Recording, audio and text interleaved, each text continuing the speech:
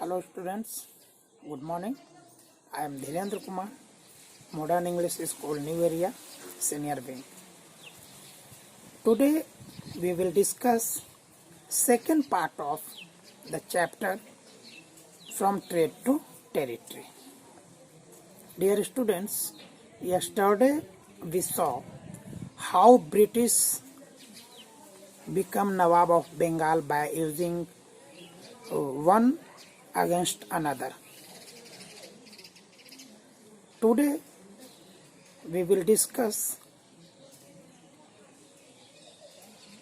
happenings between 1757 to 1857. What East India Company did to annex Indian territories, Indian states. Whether they used army power or military to annex Indian state? No. They never used military power to annex Indian state. Then how they annexed Indian states without help of army? Dear student, East India Company utilized political, economic and diplomatic method. After Battle of Buxar, when Mir Qasim was defeated, British started appointing a resident in Indian state. What was work of Indian state resident? Work of resident was to serve East India Company and to secure interest of East India Company. And by resident, company became also successful in interfering into the internal affairs of Indian state. Means who was to be next successor of king, who was to be appointed at administrative post. After this, British also imposed subsidiary alliance. Here it will be very important to understand subsidiary alliance. What is subsidiary alliance? Subsidiary alliance means Indian states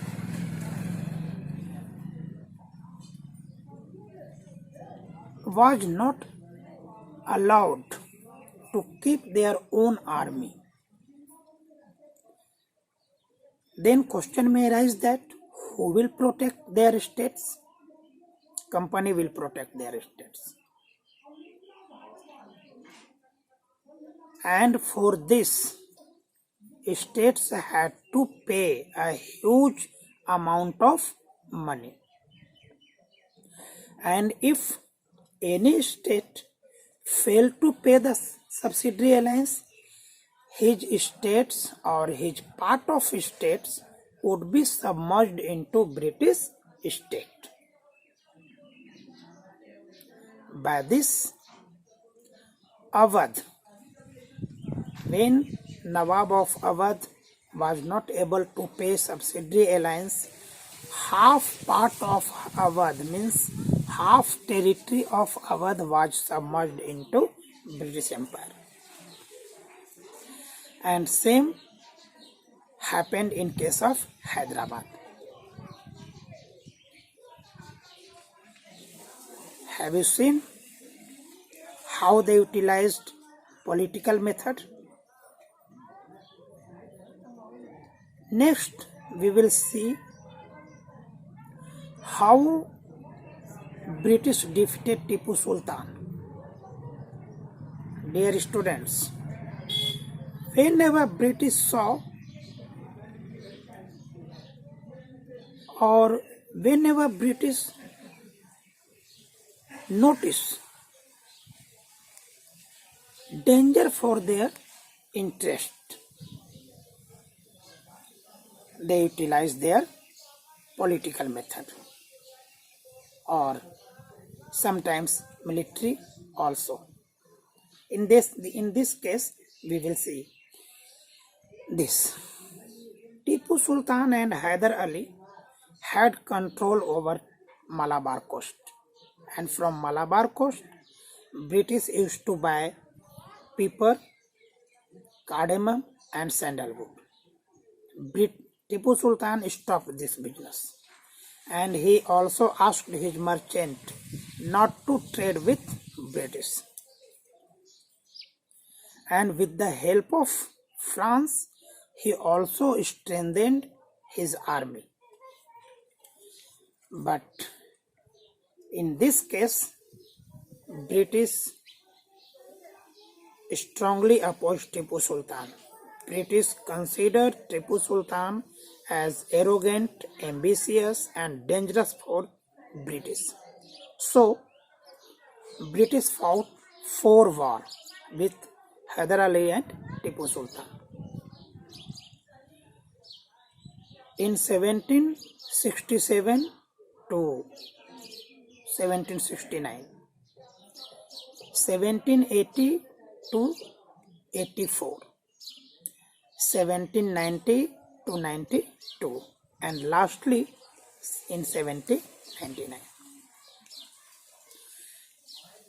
In 3 wars, Tipu Sultan and Hyder Ali fought bravely with British and defeated British, but unfortunately in 1799, Tipu Sultan lost this war and he was killed by British, and subsidiary alliance was imposed over Mysore, and Wadiyar dynasty was given or made the ruler of Mysore.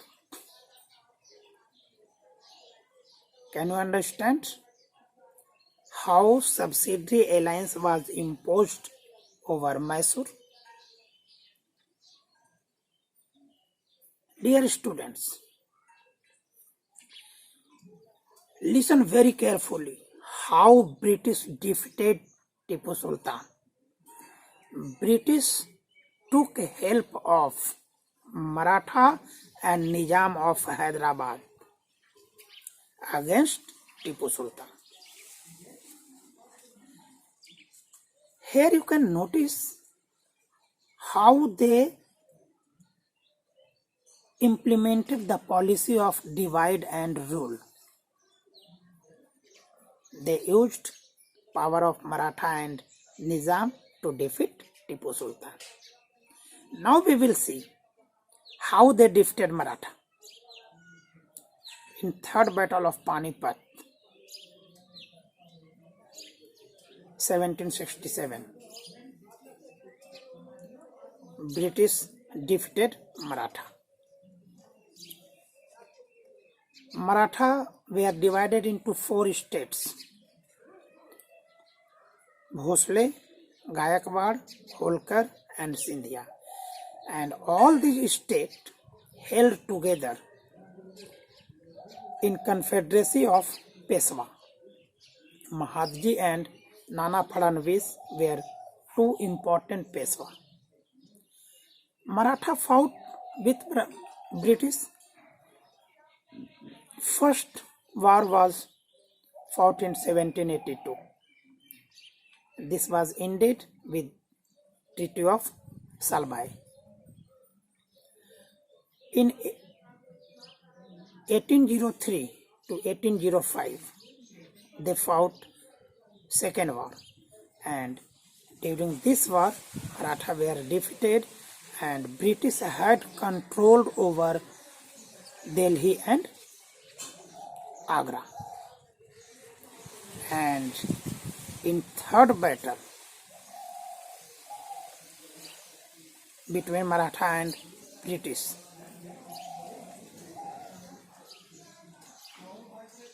Maratha were defeated badly and Peshwa were sent on pension to Bittur near Kanpur. After defeating Maratha,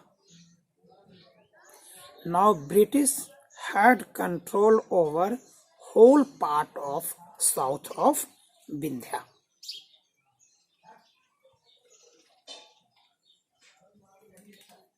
British utilized Maratha against Tipu Sultan, and British also defeated Maratha. Notice how British utilized one against another. It means Indian states lacked unity, and British used them one by one. Now British were full of confidence, and now they thought what they did were best. Means they started thinking that if British tried to annex any state, if British tried to control any state, if British used military power to control any state,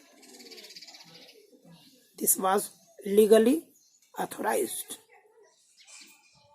But this thinking of British was challenged sometimes.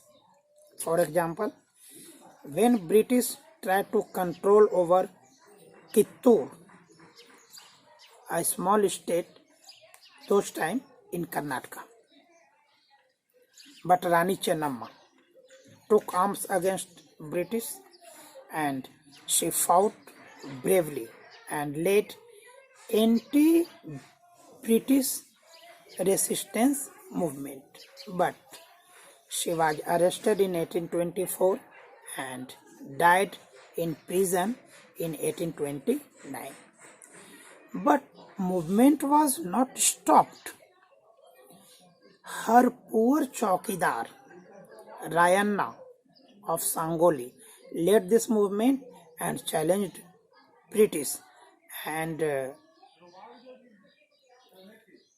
you can say that not defeated but fought bravely, but he was also arrested and hanged in 1830. During this period, British also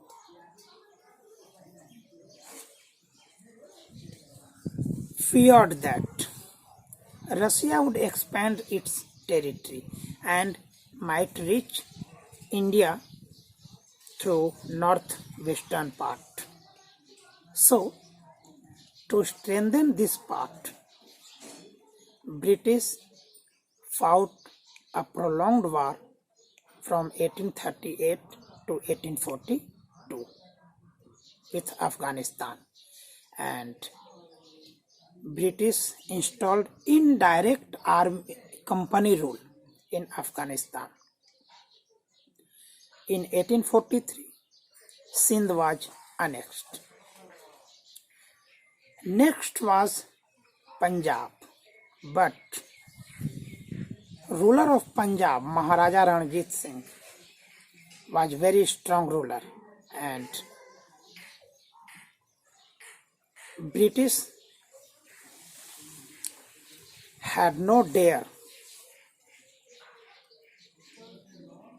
British had no courage to fight with Maharaja Ranjit Singh.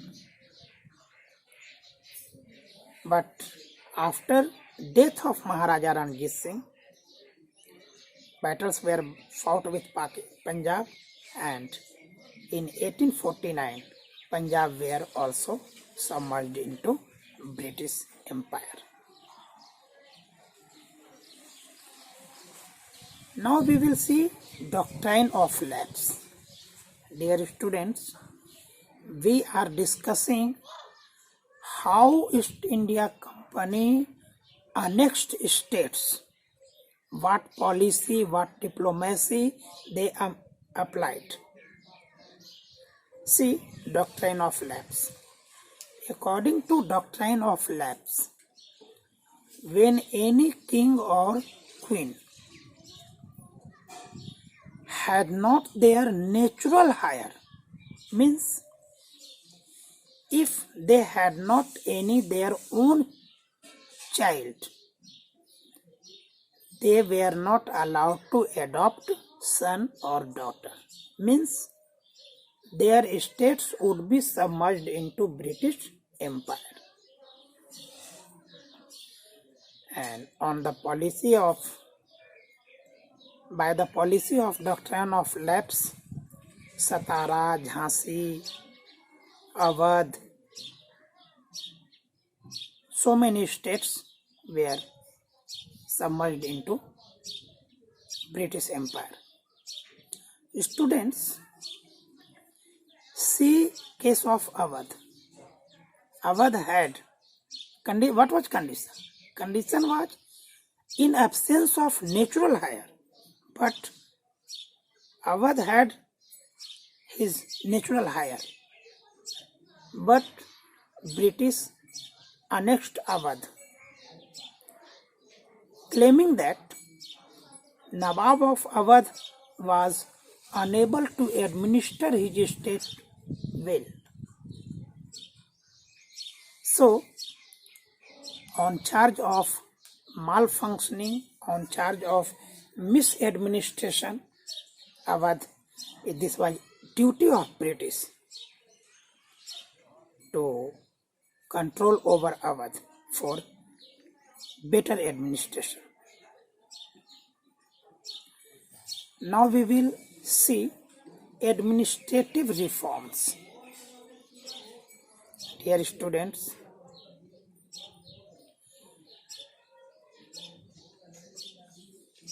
Warren Hastings was the first Governor General of India. His time period was 1772 to 1785. He was one of the most important governor, or he was the most important figure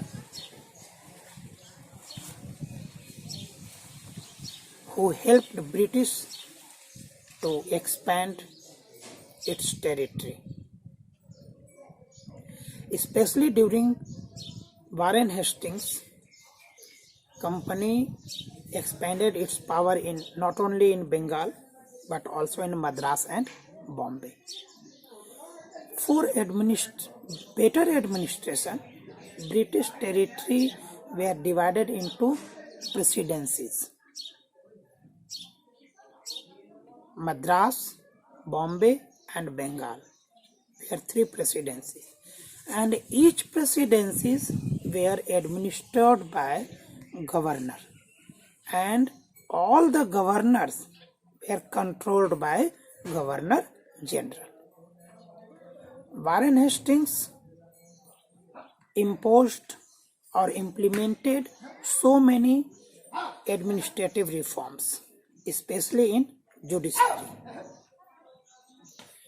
During his period, all districts should have two courts, Faujdari and Diwani, means criminal court and civil court.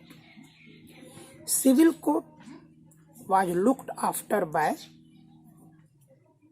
collector, but criminal court was still in control of Mufti and Qazi,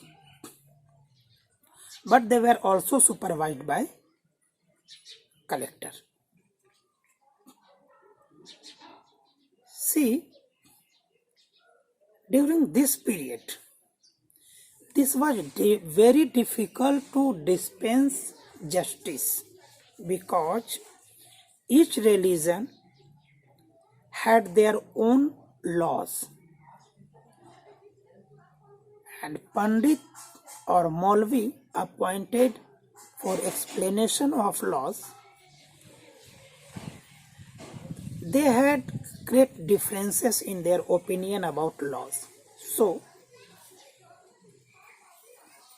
Warren Hastings appointed 11 Pandit to compile a digest